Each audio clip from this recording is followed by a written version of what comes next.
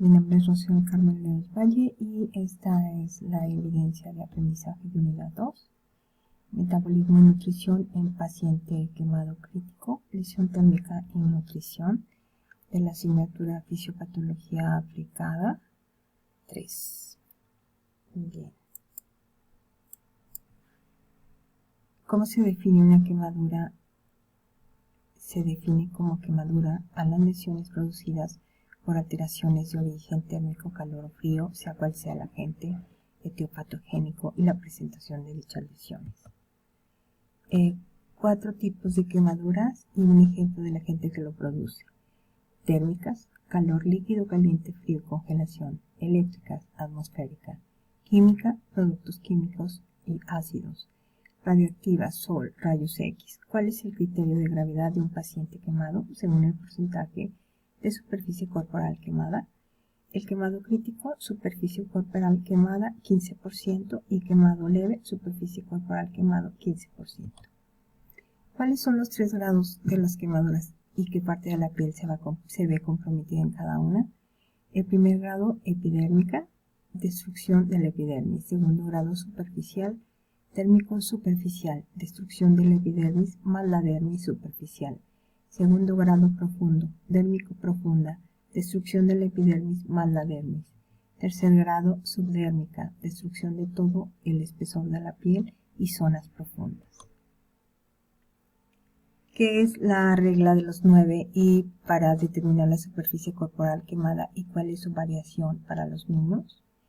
La regla de los 9 de Wallace es un método que se utiliza para calcular la extensión cutánea quemada en un paciente. Consiste en dividir la superficie del cuerpo en áreas equivalentes al 9% de la superficie corporal total quemada, o por múltiplos de 9 en los niños que van variando las proporciones del porciento de la superficie corporal total quemada de sus distintas zonas anatómicas durante su crecimiento, siendo la cabeza mucho mayor y los miembros mucho más pequeños. Para calcular en términos de porcentaje la extensión de una quemadura de los segmentos corporales de un niño, se usa la regla de la palma y en los mayores de 9 años la regla de los 9. Abordaje nutricional, alteraciones fisiopatológicas, definiciones, lesión térmica y nutrición. De acuerdo con el artículo Metabolismo y nutrición en el paciente quemado crítico, ¿cuáles son las consecuencias de la intensa respuesta hipermetabólica e hipercatabólica en la agresión térmica? Se induce una respuesta hipermetabólica pronunciada y persistente. Esta respuesta se caracteriza por el aumento de la tasa metabólica basal, incremento del gasto cardíaco, del consumo miocardio de oxígeno, así como degradación de la proteína muscular y resistencia a la insulina. Se caracteriza por aumento de la tasa metabólica basal hasta el 40% por encima de los valores normales, con importantes alteraciones de la función mitocondrial. La respuesta hipercatabólica ha sido estimada que 1 metro cuadrado de piel quemada genera una pérdida diaria de nitrógeno de 20 a 25 gramos, lo cual determina una pérdida del 20 a 25% de masa magra corporal. En su forma severa genera sarcopenia, la cual se asocia a disfunción orgánica, debilidad muscular y mayor mortalidad. También genera el desarrollo de malnutrición aguda, sarcopenia secundaria y debilidad muscular adquirida, favoreciendo la aparición de infecciones, disfunción orgánica, múltiples sepsis y finalmente la muerte. ¿Cuál es el déficit energético y proteico estimado del paciente quemado?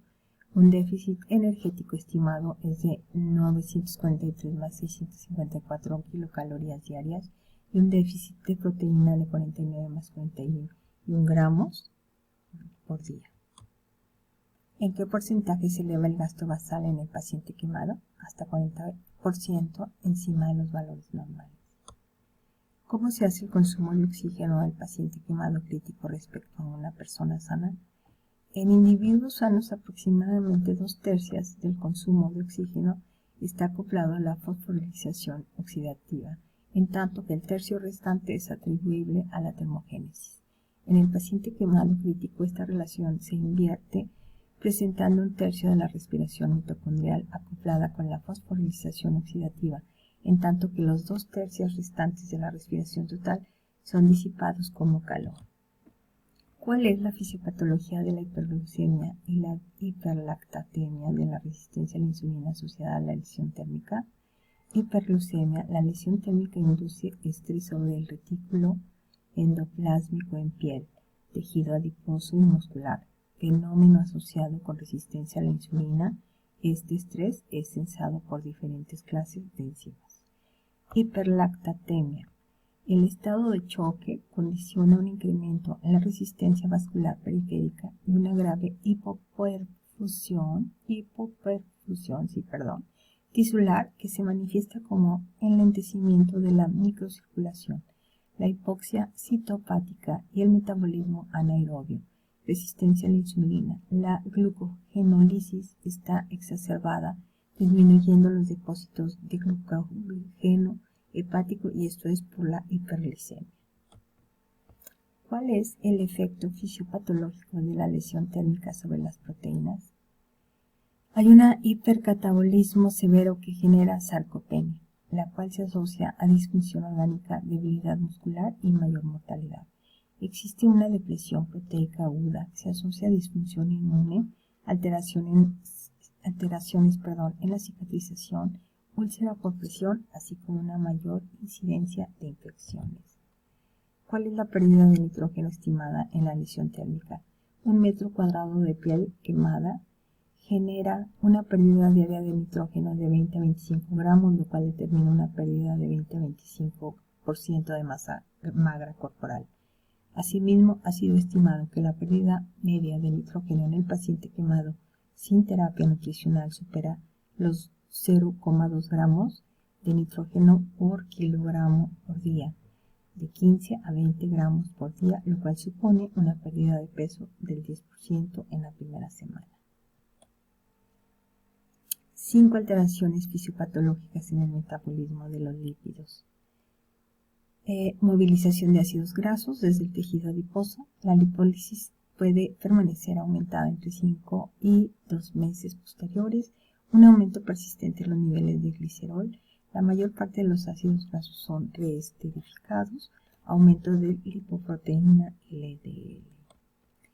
Menciona que micronutrientes se ven alterados en la lesión térmica, en particular los micronutrientes antioxidantes cobre, selenio, zinc, boro, bromo, hierro y yodo, y las mayores pérdidas se producían durante el día 1, con una reducción de las pérdidas tras las primeras 24 horas, una deficiencia de vitaminas A, C, D y E. Lesión térmica y nutrición.